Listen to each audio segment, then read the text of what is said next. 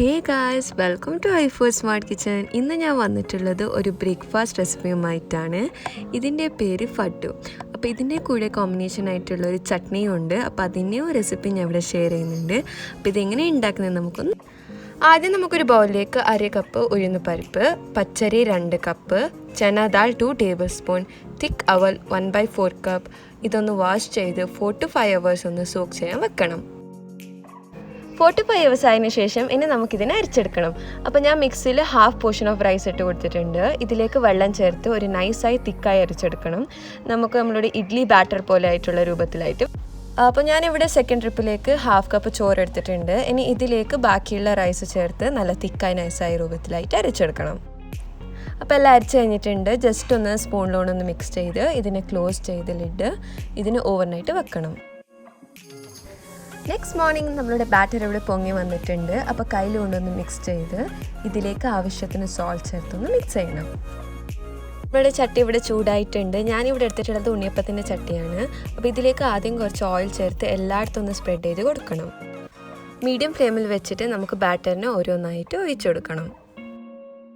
ഇതിനെ നമുക്ക് 2 minutes ഒന്ന് കുക്ക് ചെയ്യണം. അപ്പോൾ ഇവിടെ 2 minutes കഴിഞ്ഞിട്ടുണ്ട്. ഇനി നമുക്കിതിനൊന്ന് മറിച്ചെടുക്കണം. അപ്പോൾ നിങ്ങൾക്ക് സ്പൂണോ അല്ലെങ്കിൽ ചോപ്സ്റ്റിക്ക് യൂസ് ചെയ്യുന്നതാണ്. എല്ലാം ഒന്ന് മറിച്ചതിന് ശേഷം ഇതിനെ 30 seconds ഫ്ലെയിമിൽ വെക്കണം. അപ്പോൾ ഗൈസ് ഫഡ്ഡു ഇവിടെ റെഡി ആയിട്ടുണ്ട്. ഇനി നമുക്കിതിനെ ഹോട്ട് ബോക്സിലോട്ട് മാറ്റിയെടുക്കാം. ഇതേ പ്രൊസീജിയറിൽ വേണം ബാക്കിയുള്ള ഫഡ്ഡും റെഡിയാക്കിയെടുക്കാൻ. ഇനി നമുക്ക് ചട്നി ഉണ്ടാക്കാം. അതിന് വേണ്ടിയിട്ട് ആദ്യം ഞാൻ ബ്ലെൻഡറിലേക്ക് ജിഞ്ചർ ഇട്ട് കൊടുത്തിട്ടുണ്ട്.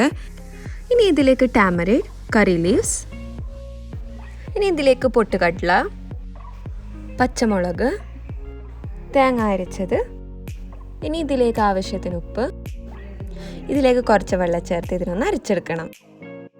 ചട്നി ഇവിടെ അരിഞ്ഞിട്ടുണ്ട്. ഇനി നമുക്കിതിൽ ഒരു ബൗളിലോട്ട് ട്രാൻസ്ഫർ ചെയ്ത് ഇതിലേക്ക് ആ ബ്ലെൻഡറിൽ കുറച്ച് വെള്ളം ചേർത്തൊന്ന് ഇതാക്കിയത് ഇതിലേക്ക് ഇട്ട് കൊടുക്കണം.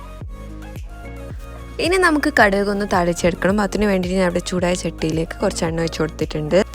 ഇനി ഇതിലേക്ക് കടുക് ഇട്ട് അത് പൊട്ടിയതിന് ശേഷം ഇതിലേക്ക് ഉരുത് താളിട്ട് കൊടുക്കണം.